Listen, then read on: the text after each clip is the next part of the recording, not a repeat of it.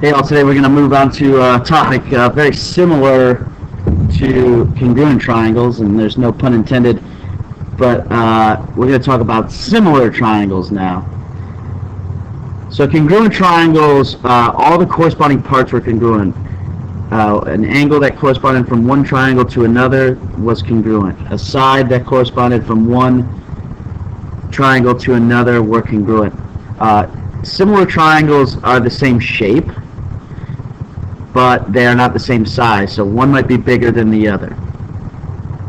So two things are true if two triangles are similar. The first is that the corresponding angles are congruent, so that is the same as when we were talking about congruent triangles. The difference here is that the sides are not congruent. The corresponding sides, if you write them in fraction form, all three of those fractions, all of the pairs of corresponding sides written in fraction form will be equal to each other. That is what we call proportional. So here's an example of two similar triangles. I actually took this triangle on the left and I shrunk it down and named it with different letters. So I'm telling you these two triangles are similar, and the way to know that is by looking at this symbol. So it's just like the squiggly on top of the equal sign from congruent, but this time we're just using this little squiggle. That means that triangle JKL is similar to triangle BCD. And so we have these three pairs of corresponding angles, J and B, K and C, L and D, are all congruent, just like in congruent triangles. The difference here is if we look at the corresponding sides, so if we look at a pair of sides like JK and BC, if we write them as a fraction, and then we do the same thing for all the other pairs, so KL and CD, and then finally JL and BD, those fractions should all reduce to be the same fraction if the triangles are going to be similar. And notice that all the side names that I put on top come from the same triangle. All the side names that are on the bottom come from the same triangle. You need to be consistent or else you'll make a mistake. The fraction that these can all simplify to we call a scale factor. So that is a way to relate the two similar triangles together. So here I'm telling you the two triangles are similar, so we want to write the scale factor. So we'll just pick sides that correspond. And in this case, these triangles are in the same orientation, so 35 and 14 correspond, 40 and 16 correspond. I chose to write 16 over 40, and I'll simplify that to 2 over 5. So this is what we would say the scale factor from the small to the big. So I'm going to type that in here, from small to big. If you did 40 over 16, you would get 5 over 2, and that would be from big to small. Both are the same. They both show the relationship.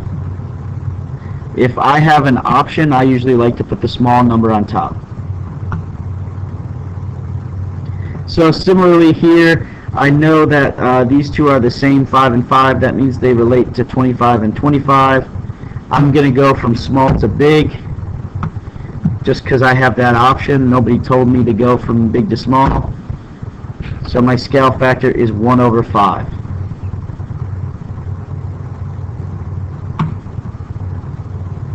So pause here, find the scale factor between these two triangles. I'm going to go from small to big, so if you want to have yours look exactly like mine, do that.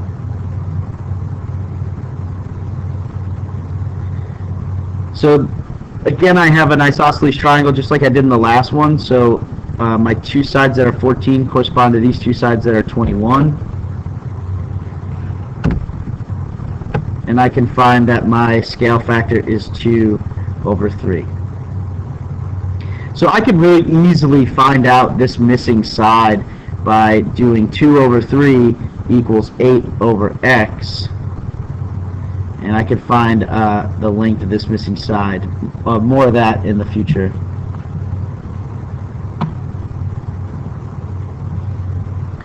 Now I've got two triangles. I've got all their sides labeled, all their angles labeled, and I want to figure out if they're similar triangles.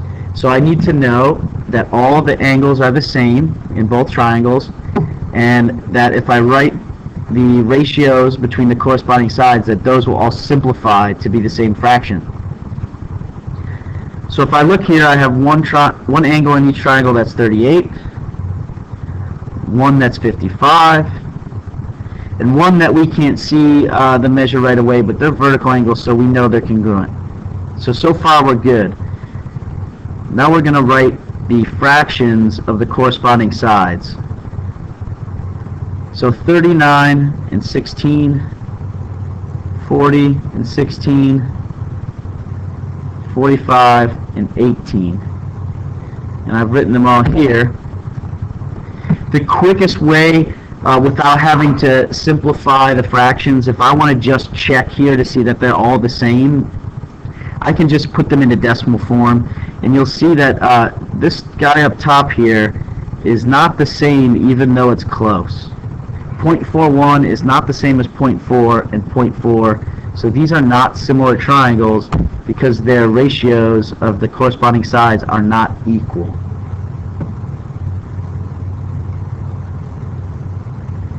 We're going to do the same thing here. Let's first check the angles. I got one that's 42, one that's 42, 98, 98, and then two vertical angles. So all my pairs of corresponding angles are congruent. My smallest side is 8 here and 28. Biggest side's 14 and 49. The medium's 10 and 35. So I'm going to write all of those fractions, and I like to put the small number on top. If we put those fractions into the calculator, we get the same decimal. So that means that all these fractions simplify to be the same. They're all equal. These two triangles are similar. I wrote the decimal out to about 4 decimal places, and then I just sort of like cut it off. You don't want to round here because if you round, you might say that two decimals that aren't exactly the same look the same, and that's where you can make a mistake. So go ahead and pause and try this one, see if these triangles are similar.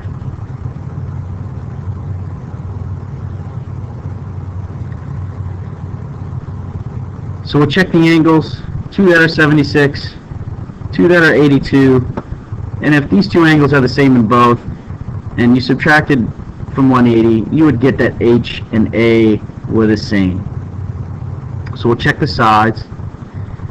Biggest side's there in green, smallest side's in blue, the medium side's in purple, and then I like to write the small on over the big, and you'll get that both of them are 0.16 repeating, so that means all the fractions would be equal to each other, so these are similar triangles. So I have two for you to do. I'm going to have to scroll down to show you the whole second one, so you can pause here to get the first one. Make sure you submit these using the Google form, and we can talk about these, and of course we're going to practice them in class. So pause, make sure you get the top triangle, and there's the bottom triangle.